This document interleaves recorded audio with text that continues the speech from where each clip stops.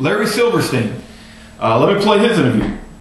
I remember getting a call from the fire department commander telling me that they were not sure they were going to be able to contain the fire.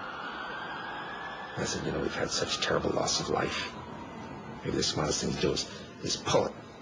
And they made that decision to pull, and then we watched the building collapse. Okay. Did you hear that? He said, hey, I want to pull it.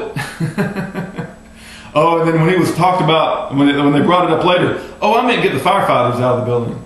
The fires were so bad, oh, okay, that's what you meant? You didn't say pull it, but you didn't really mean the building, you meant the people in the building. You didn't say pull them out of the building. No, pull it, pull it.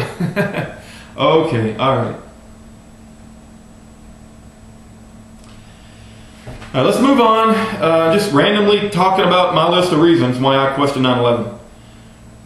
When the World Trade Centers fell, the two towers, enormous clouds of pyroclastic dust, right? I'm going to put a picture up here, but enormous clouds of pyroclastic dust.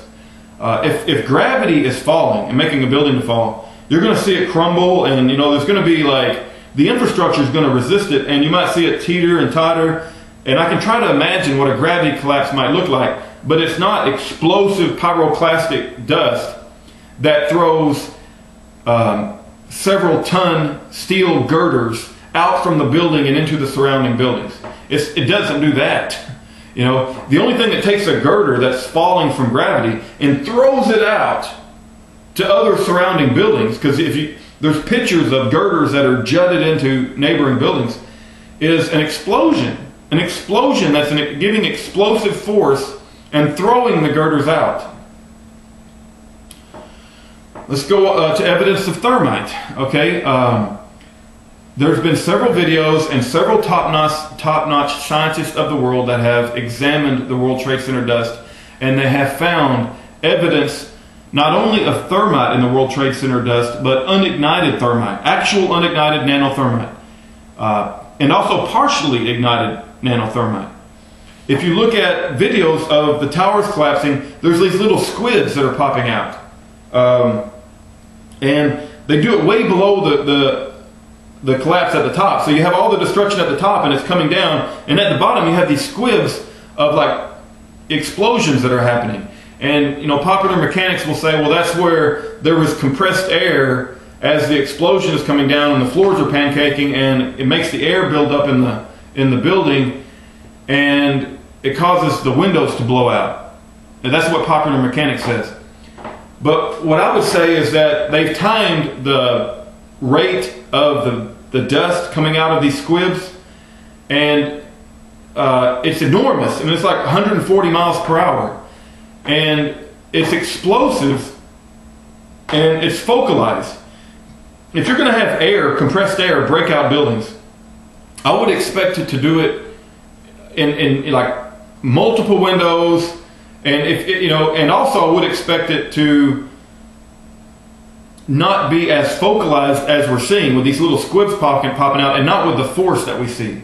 They had a scientist measure the rate at which the squib exploded out, and it came out at such a force that it almost just had to be an explosion. It wouldn't be just from compressed air being released from pancaking floors, building up high air pressure inside the building.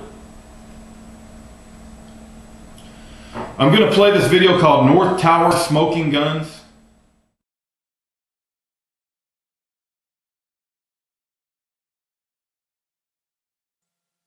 The starting point in science is observation.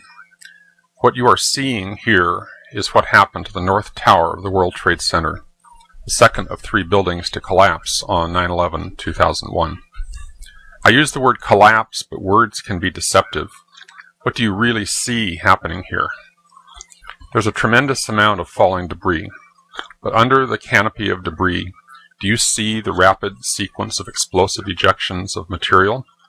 Some of the jets have been clocked at over 100 miles per hour. I will call them explosions because it's hard to find other words that describe what we are seeing here. The explosions are not isolated and few. They are continuous and widespread. They move progressively down the faces of the building. keeping pace with the falling debris. Perhaps you can imagine a natural cause, but I can't. Notice that the explosions are occurring on multiple floors at once, over a wide zone, not in a floor-by-floor sequence that might be explained by pancaking collapse. Notice there are explosions far below the point of collapse. Some are isolated and focused. These are often referred to as squibs and are commonly seen in controlled demolitions. However, this is not a standard controlled demolition. The building is being progressively destroyed from the top down by waves of explosions, creating a huge debris field. The destruction is in waves, not just in one wave. Most obvious is a rapid sequence of explosions near the visible corner of the building. But simultaneously we can see another wave of explosions much further down the face of the building under the canopy of falling debris.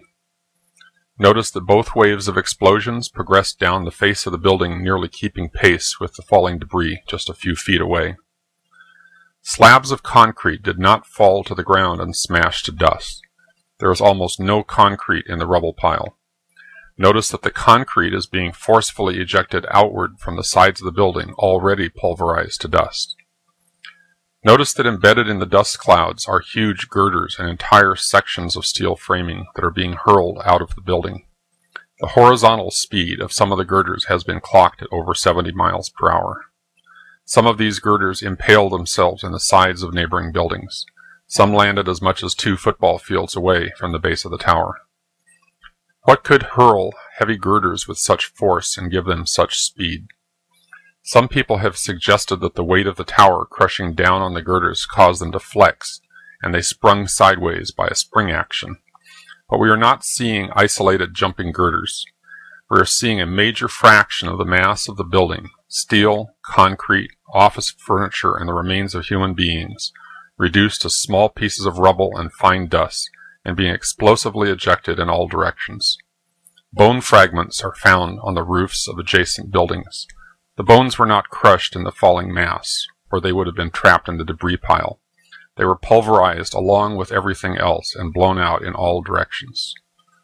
The NIST investigators have claimed that the top section of the building above the plane impact point came down like a pile driver, crushing the undamaged lower section of the building all the way to the ground. The top section of the building is, however, noticeably absent. There is nothing above the ring of explosions except for a fountain of debris. Can you see a pile driver? It does not appear that the building is being crushed by anything. The waves of destruction and explosive ejections of material are occurring over a wide zone that continues all the way to the top of what remains of the building. The scientists at NIST did not model the collapse of the towers.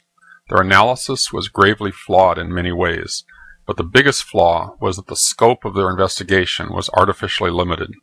They took their analysis only to the point of initiation of collapse, as though all that followed was inevitable and needed no explanation. The scope of their investigation was artificially limited to what might have happened or could have happened to begin the collapse. What they explicitly did not take into account is what actually happened. By limiting their investigation to the natural precursors of collapse, plane damage and the fire, they ruled out from the start any possibility of discovering evidence of planned demolition. In other words, anything that occurred during the collapse itself, such as the evidence you're seeing here, was explicitly scripted out of the investigation.